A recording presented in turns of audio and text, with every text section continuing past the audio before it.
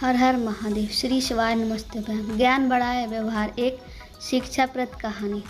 एक बड़े राजा हुआ करते थे। जितने वह पराक्रमी थे उतने ही समझदार भी थे। उन्होंने अपने दरबार में कई ज्ञानी लोगों को अच्छे ओहदे दे रखे थे।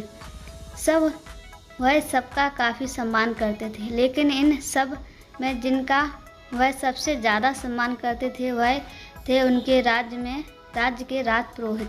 राजा राजपुरोहित को इतना सम्मान देते थे, इतना अंदाज़ा नहीं बात से लगाया जा सकता है कि जब भी दरबार में राजपुरोहित प्रवेश करते थे तो राजा खुद खड़े होकर उनका स्वागत करते थे और तब तक खड़े रहते थे जब तक राजपुरोहित अपने आसन पर आकर बैठ न जाए। राजा अपने मन में उठ रहे सभी सवालों को राजपुरोहित से बेझिझक पूछ लिया करते थे। राजपुरोहित भी अपनी बुद्धि से उनका अच्छे से उत्तर दिया करते थे। एक दिन दरबार में राजा के मन में कई प्रश्न आए। उन्होंने राजपुरोहित से पूछ लिया, गुरुजी, एक सवाल मेरे मन में कई दिनों से क्रोध रहा है। अगर आप इजाज़त दें तो पूछना चाहता हूँ। आप हुक्म कीजिए महाराज। राजपुरोहित ने कहा, जैसे कि मैंने बताया, कई दिनों में यही सवाल मुझे परेशान कर रहा है। मुझे विश्वास है कि इसका ऐसा उत्तर जिससे मुझे संतुष्टि मिले केवल आप ही दे सकते हैं। सवाल ये है कि ज्ञान बड़ा होता है या व्यवहार? राजा ने पूछा। राजपुरोहित सोच में पड़ गए। यह सवाल सच में मुश्किल था।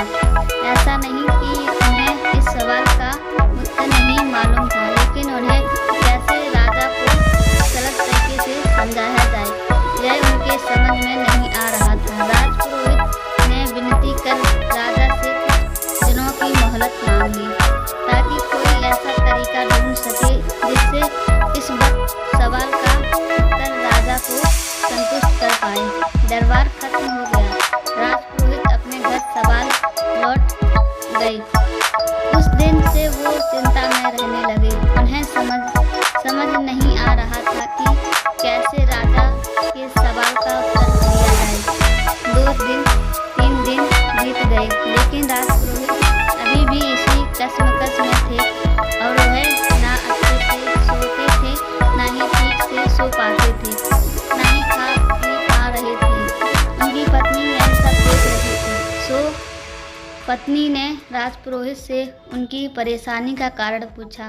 राजपुरोहित ने सारी समस्या अपनी पत्नी से कही। उनकी पूरी बात ध्यान से सुनने के बाद उनकी पत्नी ने उन्हें एक उपाय बताया और कहा कि अगर आप ऐसे करोगे तो राजा को आपका उत्तर समझ भी आएगा और संतुष्टि भी मिलेगी। राजपुरोहित अगले दिन राजमहल गए और कहीं ना जाकर वह सीधे ही राज्य के खजाने के पास पहुँचे और खजाने से 2 मोती चुरा लिए। उनको ऐसा करते देख खजांची ने देख लिया। जाची को अपनी आंखों पर विश्वास नहीं हुआ। उनके सोचा शायद उनको भ्रम हुआ है, क्योंकि राजा के इतने खास राजपुरोहित चोरी करें ऐसा कोई भी नहीं मान सकता है। उनके एक बार कहने से राजा उनको बेशुमार धन दौलत दे देगा। अगले दिन राजपुरोहित फिर से खजाने से 2 मोती चुरा लाए। फिर से एक बार खजांची ने यह सब देखा। अब उन्हें लगा कि उन्होंने कल जो देखा है वह कोई भ्रम नहीं है। कोई दूसरा व्यक्ति होता तो तुरंत उसे पकड़कर सजा दे देता। यह तो राजा के खास राजपुरोहित थे और जितना खजांची राजपुरोहित को जानता था वह तो बड़े भले आदमी हैं। जरूर उन पर कोई मुसीबत आई होगी, इसलिए उन्हें ऐसा करना पड़ा होगा। यह सोचकर खजांची ने कोई भी प्रक्रिया नहीं दी। जब 2-3 दिनों तक फिर यही घटना दोहराई गई, तब खजांची ने अपना धर्म निभाते हुए इस चोरी की खबर राजा तक पहुंचा दी। राजा को पहले तो बिल्कुल भी विश्वास नहीं हुआ, लेकिन खजांची ने जब पूरी बात बताई कि कैसे राजपुरोहित जी एक नहीं, दो नहीं, लेकिन पिछले एक हफ्ते से खजाने से मोतियों की चोरी कर रहे हैं। इस बात को खजांची ने इतना जोर देकर और कसम खाकर कहा था कि राजा को भी अब उसकी बातों पर विश्वास हो गया। अगले दिन जब राजपुरोहित दरबार में आया, तब राजा ने ना ही उनका स्वागत किया, ना ही अपनी जगह से खड़े हुए। राजा ने राजपुरोहित से पूछा, क्या आप खजाने से मोतियों की चोरी कर रहे हैं? राजपुरोहित ने कहा, हाँ, और सारे मोती राजा के सामने रखते हुए कहा कि लीजिए यह सारे मोती जो मैंने चुराए हैं।